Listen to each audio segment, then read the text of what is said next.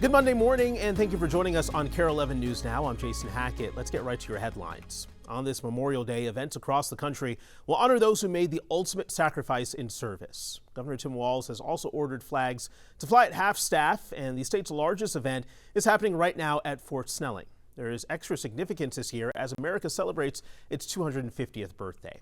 In this video from over the weekend, you can see volunteers placing flags on graves there. There's more than 260,000 veterans and their families buried here alone, including Trent McCoy, who died nearly 7 years ago after complications from an injury he received while serving in the Army. I think just not forgetting why this weekend actually exists is important, so that it doesn't diminish what all of these other families have gone through. People are taking the time out of their day to come and honor and celebrate him, even though they don't even know him. That really is, it's so heartwarming for our family to just know that there are people who still care. So the flags that you saw there are part of the Honor Project. Other organizations involved in this weekend's remembrance events include the Travis Manion Foundation, Carry the Load, and Victory for Veterans. Now, there are several other events happening across the state. Lakewood Cemetery in Minneapolis is also hosting a Memorial Day ceremony, and more events are going on in Cottage Grove and Stillwater. The details are right there on your screen. 6 years ago, a crime that changed Minneapolis forever. It was the day Minneapolis police murdered George Floyd. His death and the protests and riots became a watershed moment, not only in the Twin Cities, but around the world. They drew massive attention to police accountability and racism. And today at the site of his death, 38th in Chicago, the community will host the annual Rise and Remember event starting at noon. It will include a message from George Floyd's family, a candlelight vigil, as well as live music and activities for kids. We have to get to some breaking news in South Minneapolis right now. Police are investigating a shooting death from overnight. This was the scene around 1 a.m. on Columbus Avenue South and East 42nd Street. Our photographer on scene says he saw a body and bullet casings there. Police also had several streets blocked off for the investigation. We have reached out to police for more information about what happened here. We'll update you as soon as we learn more. Developing now, one person is dead after being shot by Secret Service agents. According to agents, that person approached a security checkpoint near the White House and fired at them. This comes just weeks after the White House Correspondents' Dinner, where reporters and Trump administration officials ducked for cover as shots rang out. Reed Binion reports. At 17th Street and Pennsylvania Avenue Northwest. Emergency crews responding after gunshots rang out near the White House over the weekend. It happened just before 6 p.m. Eastern on Saturday. EMS 7, Medic 1, respond for shooting at 17th Street and Pennsylvania Avenue Northwest. According to a Secret Service spokesperson, an individual approached a checkpoint just outside the White House complex and opened fire on officers. Secret Service agents returned fire and hit the suspect, who was hospitalized and later died. A law enforcement official said a bystander struck by gunfire in the incident was in critical condition. It's not clear if the bystander was hit by the suspect's initial shots or during the subsequent exchange of gunfire. No Secret Service agents were injured. President Donald Trump was in the White House as the shooting was unfolding nearby. There are heavily armed White House police there around the corner in the driveway. There's not a shot that you could fire towards the residents from 17th and Pennsylvania Avenue. Still, the action to secure the White House was swift. The Secret Service initially put the White House complex on lockdown and rushed reporters on the North Lawn into the White House briefing room where they sheltered in place. The lockdown was lifted after about 40 minutes. I'm Reed Binion reporting. Well, tomorrow morning, striking Chisago County workers head back to the picket line after an 18-hour mediation session failed early Saturday morning. The strike is now on day 23. The union, which represents nearly 200 health and human services and government center professional employees, says workers are concerned about workplace conditions and a pattern of higher health insurance costs. Chisago County previously said they have offered the union a competitive package. This morning, we are tracking developments in the war in Iran as U.S. and Iranian leaders say they're making progress to end the fighting. But President Trump says it may take time to hammer out the exact details. Some Iranian Americans living in Minnesota say they are not optimistic. As far as I'm concerned, the war has created a setback in terms of the Iranians' aspiration for democratic regime change.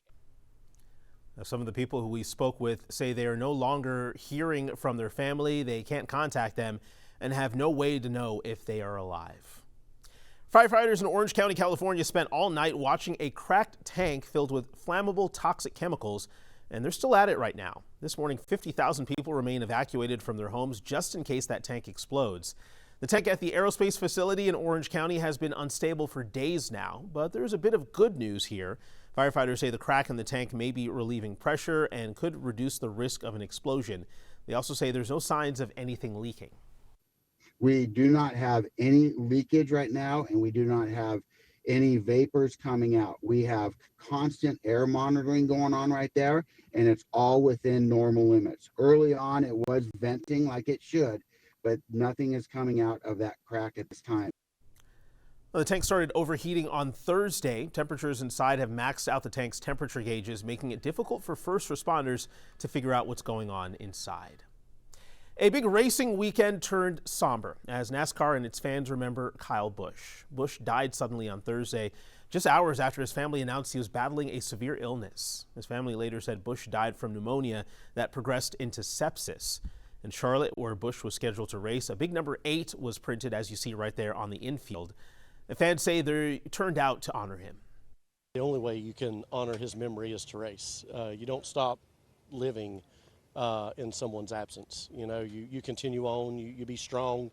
Kyle has dealt with loss, other drivers prior, and Kyle said, if it ever happens to me, let's race. Line up and do what I love to do. And that's the best way we can go about it, is to race in honor and memory of him today.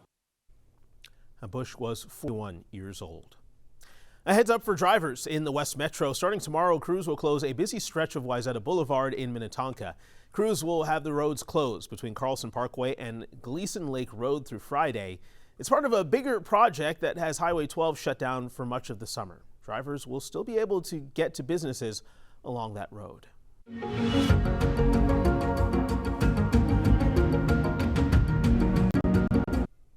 In this morning's Communities at Care, we're highlighting a fundraiser inspired by Patriotic Kenny's mission to help veterans. Thanks to one young customer with a huge heart, enough money was raised to buy 5 mobility scooters for local vets. Jessica Hart has that story. Inside Prohibition Barbers, I was in the Army for 6 years. love for service is evident. There's always those kind of wild stories of soldiers getting haircuts while they're deployed, and I was one of those guys, but it stuck. Now he gives trims for a living. Everything was so special with him. Yeah. But Chris Pomelio is down one soldier. Yes. He rolled into my barber shop, and there was this like electric energy. I think it was 2023, 22. That guy was Patriotic Kenny. He passed away earlier this week after revealing a stage 4 lung cancer diagnosis. A veteran who became an internet sensation after posting a video in need of a scooter. Now through his foundation, he helps other veterans get mobility scooters. He saw joy in everything. I never saw that guy complain or whine about anything. Last month, Chris told Kenny he wanted to raise money to buy a scooter, a promise fulfilled Memorial Day weekend. They're kind of summer friendly. He created 2 summer care packages. Raffle tickets were $100 each. His goal was to raise $2,000 to buy 2 scooters. This is almost $5,000 right here, and $3,000 of it is from young Braxton. Braxton, a 20-year-old client who has a heart of service. He said, I've been saving my tip money and my tithing money, and I feel compelled to do this. This story touched my heart. And I found out that on the side, not only is he in college and pursuing his accounting degree, I believe, but he helps the elderly with mobility. And it's a big deal, and that's what Kenny was all about. Kenny was all about helping others, and like Braxton, didn't want anything in return. When I told that kid, I was like, what can I do in return for you? He's like, that's not my money.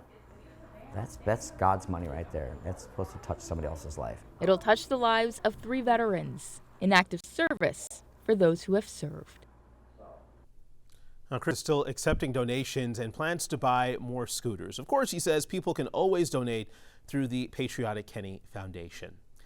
And speaking of patriotic Kenny, we learned a celebration of life will be held next week for the viral Navy veteran. He's amassed more than 4 million followers between TikTok and Instagram with his cheery content and American flag wrapped scooter. His celebration of life will be next Saturday, June 6th at the Vadnais Commons in Vadnais Heights. Visitation starts at 2. May he rest in peace. Stick with us. More news and weather coming up after the break.